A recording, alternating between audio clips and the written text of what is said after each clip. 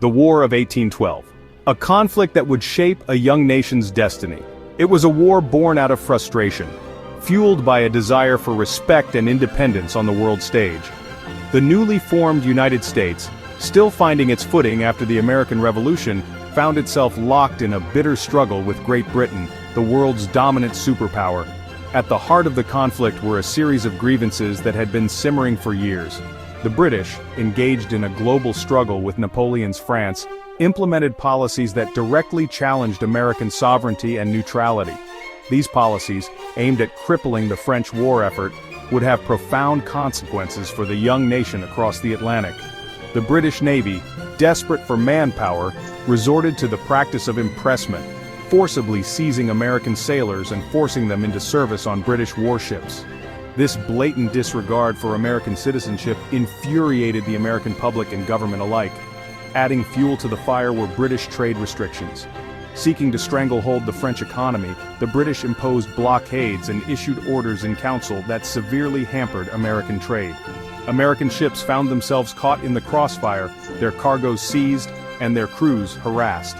These injustices, combined with lingering resentment over British support for Native American resistance on the frontier and the desire of some Americans to conquer Canada, created a tinderbox of tension.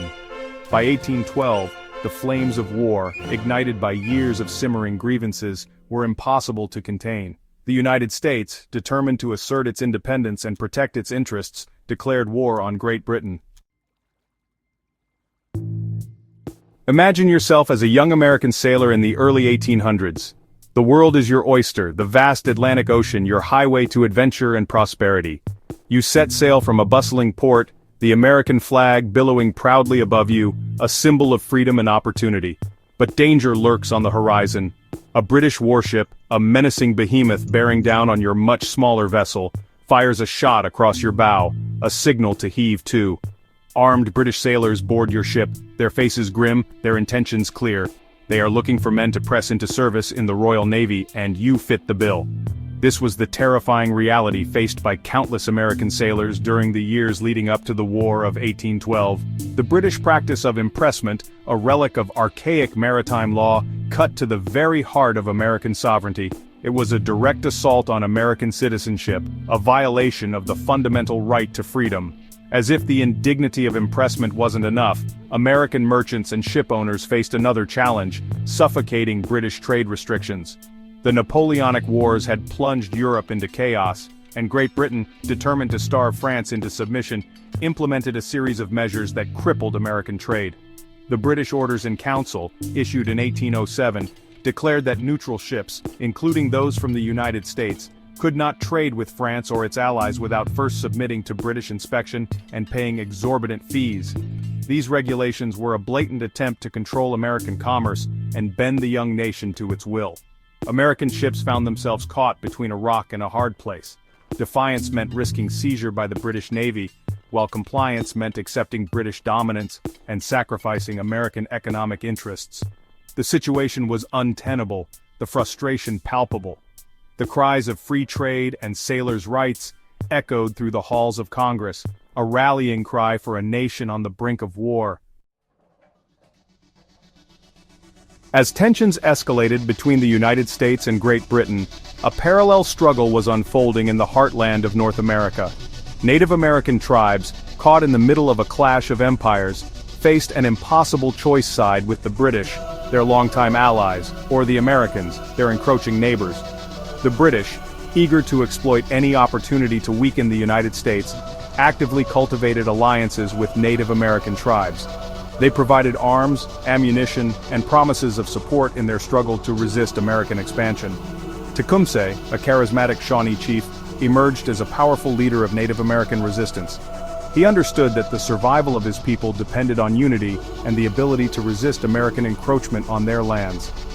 Tecumseh's message resonated with tribes across the Northwest Territory, from the Great Lakes region to the Mississippi River Valley.